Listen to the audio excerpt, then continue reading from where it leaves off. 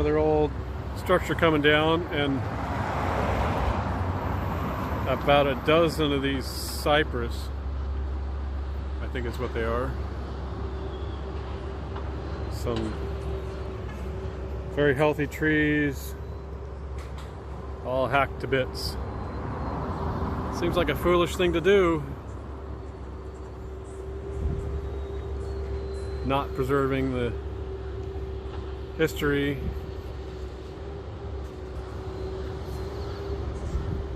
or the trees here. It's a shame.